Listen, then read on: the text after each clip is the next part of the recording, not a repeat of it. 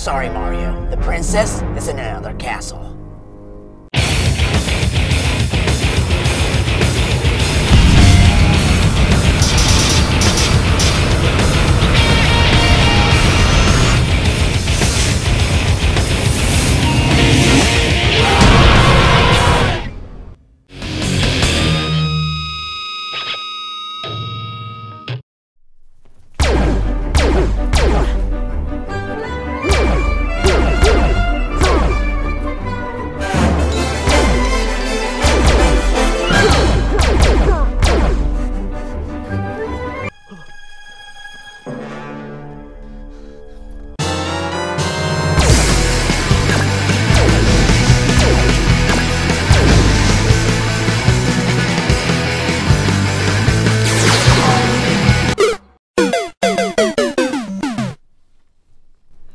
Greetings, fanboys and fangirls. I'm ERod and I'm the Blockbuster Buster. Let's face it, video game movies suck! And while they might all stink for different reasons, today we focus on the common tropes that make all of these movies fail. Let's start with story. Now, classic games weren't heavy on the storytelling, but they all had a basic premise, which you could usually find in the manual that came with the game.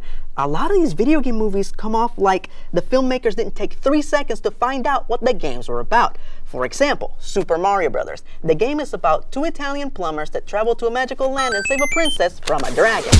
So what is the deal with the alternate dinosaur dimension, the lack of magic, Bowser being played by a regular dude, and the Mario Brothers being played by an Englishman and a Latino? Were they on a mission to try and make the movie as little like the game as possible? And it doesn't stop with the Super Mario Brothers.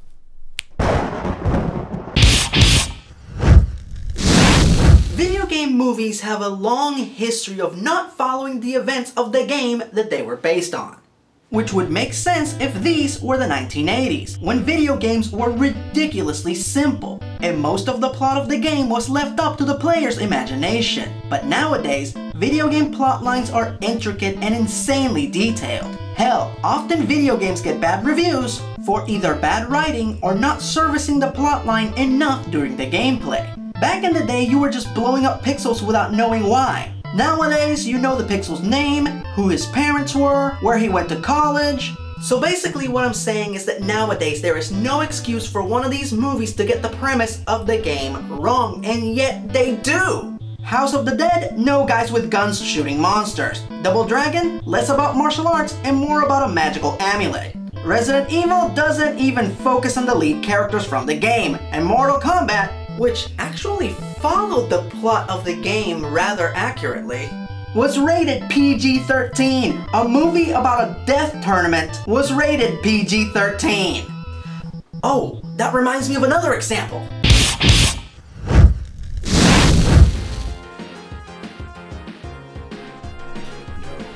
Colonel Guile will not foil my evil plans again.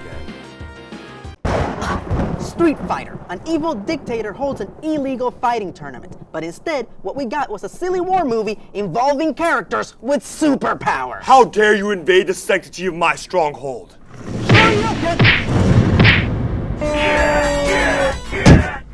KO! You win! Perfect!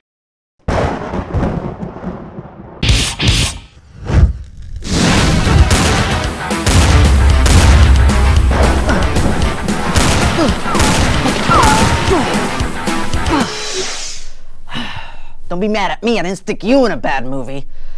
So here we have Doom, which is, you know what, Doom is just so bad. Well, it might still take place in a space station, and it might still have this silly scene right here that somewhat resembles the source material. The rest didn't resemble the video game at all. Why, you little...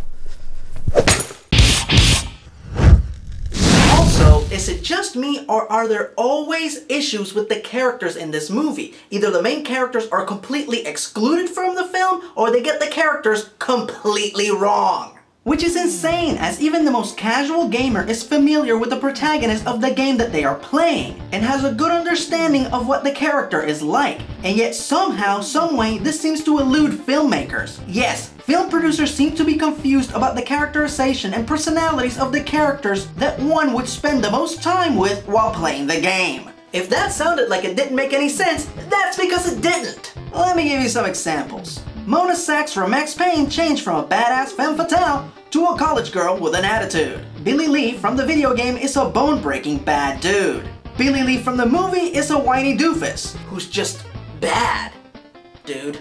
In Mortal Kombat, the Japanese God of Thunder, Raiden, was played by a white guy who was raised in Switzerland. And don't even get me talking about the Mario Brothers movie again, cause they really didn't try. At least they got Yoshi kind of, sort of right. Oh, hold on. Excuse me, I gotta go ruin another scene.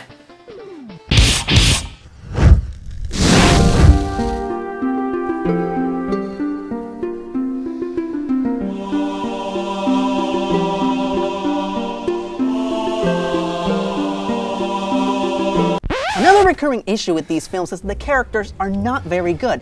Think about your favorite movie for just one moment. Star Wars, Back to the Future, Raiders of the Lost Ark. Ow.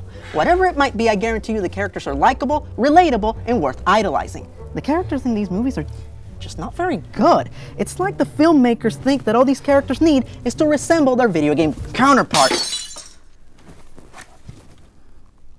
So, tomb raiding and booty shorts. You just cost me a valuable relic, you insolent worm! All right, I know where I'm not wanted.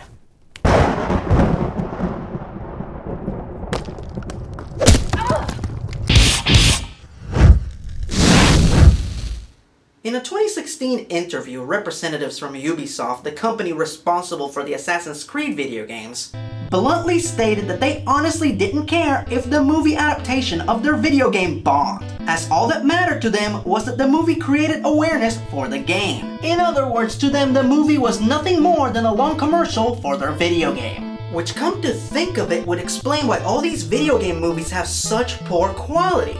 Now, I know what you're thinking. ERod, if all these movies are so bad, how can they possibly supply a positive endorsement to the video games? Okay?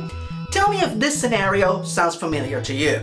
You're a gamer. A movie based on your favorite video game comes out, and as per usual, is absolute crap. One of your friends who is not familiar with the game says to you, "Hey, you see that video game movie? It was absolute crap." Then you say, "Hey, but the game is awesome." Ergo, your friend checks out the game, but he only did so due to the good endorsement that you gave the game due to the poor quality of the movie.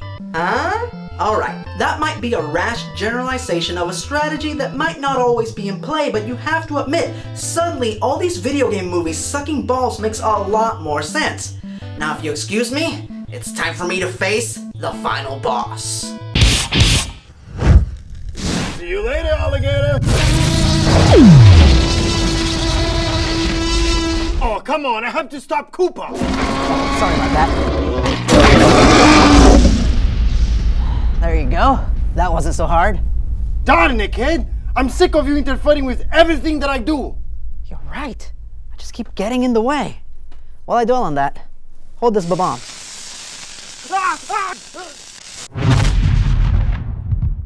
The popular theory seems to be that these movies are meant to be nothing more than long, expensive, elaborate advertisements for the games, but who are they meant to appeal to? They either don't resemble the games enough to appeal to the gamers, or they're not made well enough to appeal to casual moviegoers, leaving everyone unsatisfied. Will the curse of the bad video game movie ever end? Who knows? For now, that was 4 busted, thousands more to go. I'm ERod, and I'm the...